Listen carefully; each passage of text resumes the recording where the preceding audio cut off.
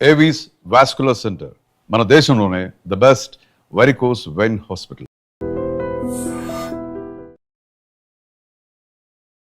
Doctor Priyanka మృతదేహం కిమ్స్ ఆసుపత్రి నుంచి గాంధీ హాస్పిటల్కి వచ్చింది. గాంధీ మార్చురీలో డాక్టర్ ప్రియాంక పోస్ట్ మార్టం ప్రస్తుతం జరుగుతోంది.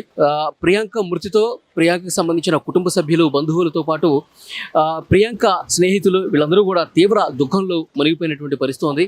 ఇక్కడ మార్చురీ దగ్గరికి తెలంగాణకు సంబంధించినటువంటి మంత్రి వాకిటి శ్రీహరి వచ్చారు. అలాగే రాజమండ్రి అర్బన్ ఎమ్మెల్యే ఆది శ్రీనివాస్ కూడా ఇక్కడికి వచ్చారు. తల్లిదండ్రుల్ని ఓదార్చడం నిజంగా చాలా కష్టమైనటువంటి పరిస్థితి కనిపిస్తోంది. ఎందుకంటే ఆ తండ్రి చాలా బాధలో ఉన్నాడు. తండ్రి అసలు నిజంగా అతను ఎంత గుండెకోత అనుభవిస్తున్నాడు అనటానికి ఒకసారి మీరు దృశ్యాల్లో కూడా చూస్తే అర్థమవుతుంది. సో ప్రియాంక తండ్రి కిమ్స్ ఆసుపత్రిలో 6 రోజుల పాటు ప్రియాంకను ఉంచి ఏదో ఒక మిరాకల్ జరుగుతుందేమో, మా పాప బతికి బయటకు వస్తుందేమో, ఎప్పట్లాగా నవ్వుతూ కనిపిస్తుందేమో, ఎప్పట్లాగా తను కాలేజీకి వెళ్ళి మళ్ళీ తన పీజీ కంప్లీట్ చేస్తామని చెప్పి చాలా హోప్స్ వాళ్ళ తండ్రి పెట్టుకున్నటువంటి పరిస్థితి ఉంది. సో అక్కడ కిమ్స్ ఆసుపత్రి దగ్గరికి నేను కూడా వెళ్ళి ఆ కిమ్స్ ఆసుపత్రిలో డాక్టర్ ప్రియాంక చికిత్స జరుగుతున్నప్పుడు తండ్రితో మాట్లాడాను. ఆయన ఒకటే చెప్పాడు, ఆ దేవుడి దయతో ఏదో ఒక గొప్ప మిరాకిల్ జరిగి, వైద్యులు ఆల్రెడీ చెప్పేశారు, వైద్యులు పూర్తిగా ఇక కోలుకోదు, చాలా కష్టం, ఇంకేదన్నా 1% ఆ దేవుడి మీద భారం వేయటమే, ఇక మా చేతుల్లో ఏం లేదని చెప్పి డాక్టర్స్ చెప్పినప్పటికీ కూడా ఇంకా ఆ తండ్రి ప్రేమ, కన్న ప్రేమ ఉండి 6 రోజుల పాటు అదే విధంగా ఉంచాడు. ఎందుకంటే మెదడు ఇప్పుడు ఏ క్షణమైనా స్పందిస్తుందేమో, మెదడు అసలు చలనం లేకుండా ఉండిపోయింది కదా, అందులో ఏదైనా ఒక చిన్న కదలిక వస్తుందేమో అని చెప్పి 6 రోజుల పాటు అలాగే ఉంచి ఇక డాక్టర్లు కూడా ఇక లాభం లేదు అంటే ఆదివారం మధ్యాహ్నం సరిగ్గా 3:30 ఆమె తుది శ్వాస విడిచినట్టుగా కిమ్స్ వైద్యులు అధికారికంగా ప్రకటన చేసినటువంటి పరిస్థితి. సో అప్పటి నుంచి కూడా ఇటు వీళ్ళ కుటుంబ సభ్యులే కాదు, రాజమండ్రిలో ఉన్నటువంటి ఆ వైద్య కళాశాలకు సంబంధించిన విద్యార్థులు కావచ్చు, సో రాజమండ్రిలో ఉన్న వాళ్ళు కూడా పెద్ద ఎత్తున ఆందోళన చేశారు, నిరసన వ్యక్తం చేస్తున్నటువంటి పరిస్థితి. ఎక్కడైతే ప్రసాద్ ఆదిత్య మాల్ ఉందో ఆ మాల్ దగ్గర ఎక్కడైతే ఘటన జరిగిందో అక్కడ పెద్ద ఎత్తున నిరసన కార్యక్రమం కూడా చేసినటువంటి పరిస్థితి. నిజంగా ఇలాంటి దుర్మార్గుల్ని ఏం చేయాలి, ఇలాంటి దుర్మార్గుల్ని అసలు కఠినంగా శిక్షించడం అంటే జైల్లో వేసి 3 పూట్ల భోజనం పెట్టడం కాదు, వీళ్ళని మళ్ళీ జీవితంలో బయటికి రాకుండా చాలా సీరియస్గా యాక్షన్ తీసుకోవాలని చెప్పి ప్రతి ఒక్కరి నుంచి కూడా ఈ రకమైనటువంటి డిమాండ్ వినిపించిన పరిస్థితి. ఎప్పుడైతే ప్రియాంక మరణ వార్త బయటకు వచ్చిందో అప్పటి నుంచి కూడా పెద్ద ఎత్తున రోడ్ల మీదకి వచ్చి ఆందోళనలు చేస్తూ ఉన్నారు. కుటుంబ సభ్యులైతే తీవ్ర శోకంలో మునిగిపోయినటువంటి పరిస్థితి ఉంది.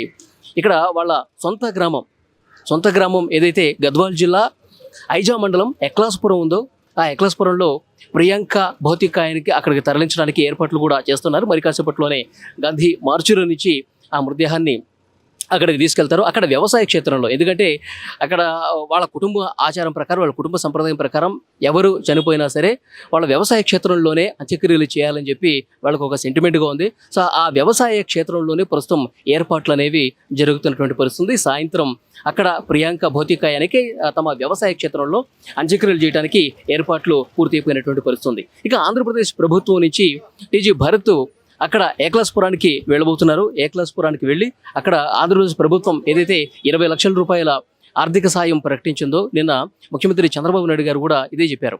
మరణ వార్త తీవ్రంగా కలిచివేసింది. ఎంతో భవిష్యత్తు ఉన్నటువంటి ప్రియాంక విగతజీవిగా మారిపోవటానికి ఆ దుర్మార్గులు ఎవరైతే కారణమో ఆ నిందితుల్ని చాలా కఠినంగా మేము శిక్షిస్తాం, మళ్ళీ తాగి రోడ్ల మీదకి వచ్చి ఇలాంటి దుర్మార్గాలు చేయాలంటే భయపడే విధంగా శిక్షిస్తామని చెప్పి ఆంధ్రప్రదేశ్ ప్రభుత్వం నుంచి డైరెక్ట్గా ముఖ్యమంత్రి చంద్రబాబు నాయుడే ఈ ప్రకటన చేసిన పరిస్థితి. 20 లక్షల రూపాయల ఆర్థిక సాయం కూడా ప్రకటించారు. సో ఈ 20 లక్షల రూపాయల చెక్కుకు తీసుకొని టీజీ భరత్ గద్వాల్ జిల్లా ఐజా మండలం ఎక్కడైతే అంత్యక్రియలు జరుగుతున్నాయో వాళ్ళ ఏక్లాస్పురం గ్రామం అక్కడికి వెళ్ళి ఆ చెక్కును కూడా అందించే అవకాశం ఉన్నట్టుగా కనిపిస్తోంది.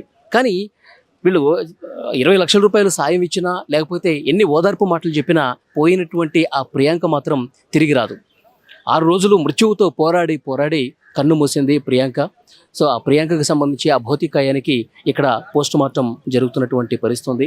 చాలా అంటే చాలా బాధకు గురవుతున్నారు. వాళ్ళ కుటుంబ సభ్యులు కాదండి, వాళ్ళ ఫ్రెండ్స్ కూడా, వాళ్ళ ఫ్యామిలీ మెంబర్స్ అందరూ కూడా చాలా బాధకు గురవుతున్నారు, శోకానికి గురవుతున్నారు. అసలు ఏ తప్పు చేయని, అసలు ఏమాత్రం సంబంధం లేనటువంటి ప్రియాంకకి ఏమాత్రం కూడా అసలు ఆమె ప్రమేయం లేదు. వాళ్ళు ప్రసాద్ ఆదిత్య మాల్లో సినిమా చూడటానికి వచ్చారు. ప్రసాద్ ఆదిత్య మాల్లో ఫస్ట్ షో సినిమా చూడటానికి తన ఫ్రెండ్ ఉమేష్తో కలిసి ప్రియాంక వచ్చింది. ఇక సినిమా అయిపోయింది, కంప్లీట్ అయిపోయింది. అక్కడ ఆ మాల్ నుంచి బయటకు వస్తున్నారు. ఎగ్జిట్ గేట్ దగ్గర సరిగ్గా కొంచెం, ఎందుకంటే అందరూ బయటికి వెళ్ళే అదే దారి కాబట్టి కొంత ట్రాఫిక్ ఉంటుంది, ముందు కొన్ని వెహికల్స్ ఉన్నాయి. ఆ వెహికల్స్ ముందు ఉండగా ఇక ముందుకు కదలేని పరిస్థితుల్లో 2 వీలర్ మీద వాళ్ళు అలాగే ఉన్నారు. వెనక నుంచి వచ్చినటువంటి ఇద్దరు కారులో వచ్చినటువంటి వాళ్ళు, ఆ ఇద్దరు ఎవరు? ఒకడేమో జోసెఫ్, ఇంకోటేమో ఇంజనీరింగ్ స్టూడెంట్. వాళ్ళిద్దరూ కూడా ఆ గేట్ దగ్గరికి వచ్చి ఒక్కసారి ఢీ కొట్టారు. వాళ్ళు తాగున్నారు కదా, వాళ్ళిద్దరూ పూర్తిగా తాగుబోతులా ఉన్నారు. తాగేసి మాల్కి వచ్చి మాల్ దగ్గర గొడవ చేశారు. వాళ్ళు సెకండ్ షో సినిమాకి చూడటానికి వచ్చారు. అక్కడ సిబ్బంది మీరు లోపలికి వెళ్ళడానికి వీల్లేదు, మీరు సినిమా చూడటానికి వీల్లేదు అని చెప్తే వాళ్ళతో గొడవ పడి ఆ తాగిన మత్తులో అదేవిధంగా పార్కింగ్లోకి వెళ్ళి తమ వెహికల్ తీసుకొని అంతే ఫాస్ట్గా వచ్చారు. అంటే వెళ్ళిపోయే దాంట్లో ఉన్నారు. అక్కడ గొడవ పడ్డారంట. మాల్లో ఉన్నటువంటి సిబ్బందితో గొడవ పడి మళ్ళీ వీళ్ళని పట్టుకునే క్రమంలో వీళ్ళకి ఎందుకు వస్తే వాళ్ళ నుంచి తప్పించుకొని ఫాస్ట్గా ఈ విధంగా గేట్ నుంచి పారిపోయే ప్రయత్నం చేస్తూ ఉన్నారు.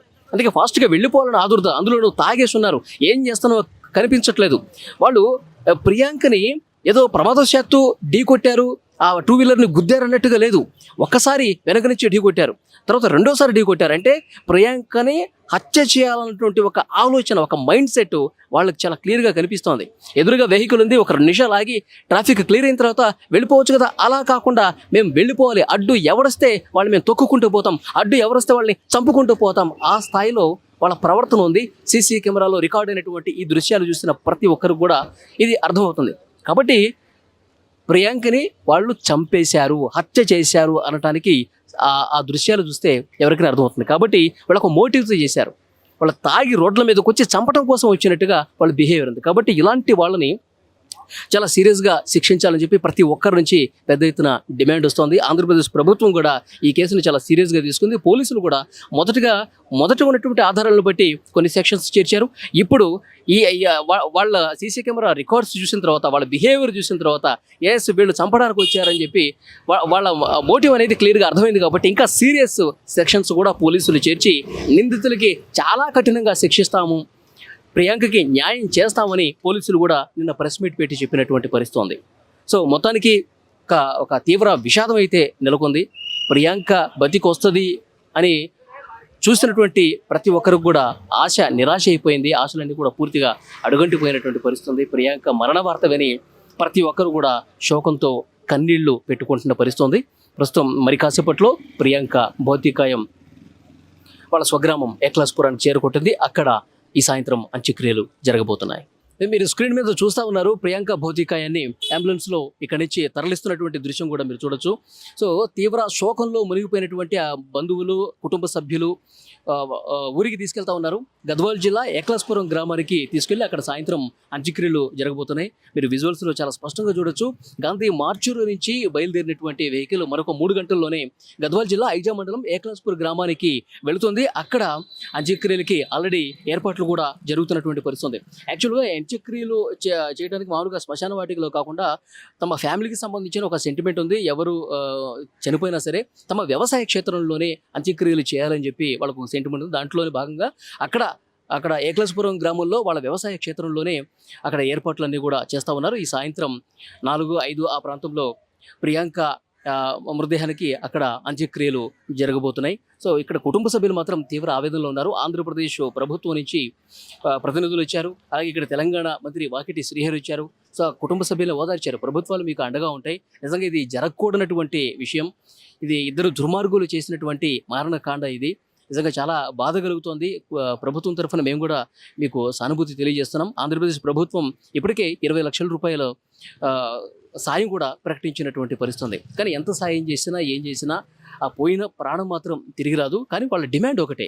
అక్కడ వాళ్ళ కుటుంబ సభ్యులు కానీ, కళాశాలలో చదువుతున్నటువంటి ప్రియాంక స్నేహితులు కానీ, వాళ్ళ తోబుట్టువులు కానీ, అందరూ కూడా బంధువులు కానీ అందరూ ఒకటే చెప్తున్నారు. ఆ దుర్మార్గులు ఇద్దరు ఎవరైతే తాగి రోడ్ల మీదకి వచ్చి చాలా దారుణంగా ఒక హత్య చేశారో, ప్రియాంకని హత్య చేశారని చెప్పాలి. ఎందుకంటే వాళ్ళకి మోటివ్తో చేశారు. వాళ్ళు ఉద్దేశపూర్వకంగా 2 సార్లు ఢీ కొట్టి 3వసారి ఫాస్ట్గా ప్రియాంక మీదకి బండి పోనిచ్చి ఆ తల మీద వెహికల్ ఎక్కడంతో తల చిర్థమైపోయి కొన ప్రాణాలతో కొట్టుమిట్టాడుతూ అక్కడ ఆసుపత్రిలో తీసుకెళ్లారు, స్వతంత్ర హాస్పిటల్కి. కానీ అక్కడ డాక్టర్లు మీరు హైదరాబాద్ తీసుకెళ్ళాలని చెప్పారు. కిమ్స్ ఆసుపత్రిలో 6 రోజులు ఉంచారు. సో మొదటి రోజే డాక్టర్లు క్లియర్గా చెప్పారు పేరెంట్స్కి హోప్స్ అయితే లేవండి అని. కానీ 1% ఏదైనా ఉంటుందేమో ట్రై చేయండి అని చెప్పి కుటుంబ సభ్యులు ఒత్తిడి చేస్తే ఆ 6 రోజుల పాటు అక్కడ ఉంచారు. ఆ రోజుల పాటు ప్రయత్నం చేశారు, కానీ ఏమాత్రం ఉపయోగం లేదు. ఆదివారం మధ్యాహ్నం సరిగ్గా 3:30 ఆమె కన్నుమూసినటువంటి పరిస్థితి ఉంది. అప్పటి నుంచి కూడా అటు రాజమండ్రిలో కావచ్చు, ఇటు హైదరాబాద్లో కావచ్చు, అక్కడ వాళ్ళ ఊరు ఎక్లాస్పురంలో కావచ్చు చాలా బాధకి గురవుతూ ఉన్నారు. అందరూ కూడా కన్నీళ్లు పెట్టుకుని రోధించినటువంటి పరిస్థితి ఉంది. నిజంగా ఆ దుర్మార్గులకి చాలా కఠినంగా శిక్ష పడితేనే, వాళ్ళు ఇక జీవితంలో బయటకు రాకుండా చేస్తేనే, వాళ్ళకి ఏమాత్రం మళ్ళీ బెయిల్ వచ్చి అందరిలాగా నార్మల్గా జీవితం ఉంటే ప్రియాంకకి న్యాయం జరగదు. వాళ్ళు జీవితాంతం జైల్లో ఉంటేనే మా ప్రియాంకకి న్యాయం జరుగుతుందని చెప్పి ప్రతి ఒక్కరూ కూడా, కుటుంబ సభ్యులు కావచ్చు, ఫ్రెండ్స్ కావచ్చు, ముక్త కంఠంతో చెప్తా ఉన్నారు. కుటుంబ సభ్యులందరూ కూడా ప్రభుత్వాన్ని వేడుకుంటుంది అదే. తాగి రోడ్ల మీదకి వచ్చి ఈ హత్య చేశారంటే నిజంగా వీళ్ళు ఇలాంటి వాళ్ళని అసలు ఊరికి వదిలిపెట్టకూడదని చెప్పి కుటుంబ సభ్యులు చెప్తా ఉన్నారు. సో అది చాలా బాధాకరమైన విషయం. ఇంకా పోస్ట్ మార్టం పూర్తి అయిపోయింది. వెహికల్లో పెడుతున్నటువంటి దృశ్యాలు కూడా మీరు చూస్తూ ఉన్నారు. మరి కాసేపట్లో అంటే సాయంత్రం 4 గంటల ప్రాంతంలో ఏక్లాస్పూర్ గ్రామానికి చేరుతుంది. కుటుంబ సభ్యులు అక్కడ అందరూ కూడా ఇంకొంతమంది అక్కడ వేచి చూస్తూ ఉన్నారు. చాలా బాధతో వేచి చూస్తూ ఉన్నారు. చివరి క్షణాలు చూడటానికి ఆ ప్రియాంక చివరి క్షణం కోసం, చివరి చూపు కోసం వాళ్ళ ఊళ్ళో ఉన్నటువంటి ఫ్రెండ్స్ కావచ్చు, తనతో పాటు చిన్నప్పుడు చదువుకున్నటువంటి ఫ్రెండ్స్ కావచ్చు, వీళ్ళందరూ కూడా చాలా బాధతో ప్రియాంక భౌతికాయం కోసం ఎదురు చూస్తున్నటువంటి పరిస్థితి అక్కడ ఊరి స్వగ్రామంలో సొంత ఇంటి దగ్గర కనిపిస్తున్నటువంటి పరిస్థితి ఉంది. నిజంగా వాళ్ళు ఎప్పుడూ కూడా ఊహించాల. ఎందుకంటే ఈ అమ్మాయి ఇక్కడ రాజమండ్రిలో చదువుకుంటుంది. అక్కడ ఊరికి వెళ్ళినప్పుడు ప్రతిరోజు కూడా చాలా నవ్వుతూ కనిపించేది, అందరితో కలుపుగోలుగా మాట్లాడేది, ఎంతో సరదాగా ఉండేది. అలాంటి అమ్మాయి ఎంతో ఉత్సాహంగా మళ్ళీ చూస్తాములే అనుకుంటున్నటువంటి అమ్మాయి ఇప్పుడు విగత జీవిగా రావటం చూసి, ఏమాత్రం చలనం లేని స్థితిలో ఒక నిర్జీవంగా మారిపోయి, ఒక శవంగా మారిపోయి ఈరోజు ఊరికి వస్తుందా అని ఆ ఊరంతా కన్నీరు పెడుతున్నటువంటి పరిస్థితి ఉంది.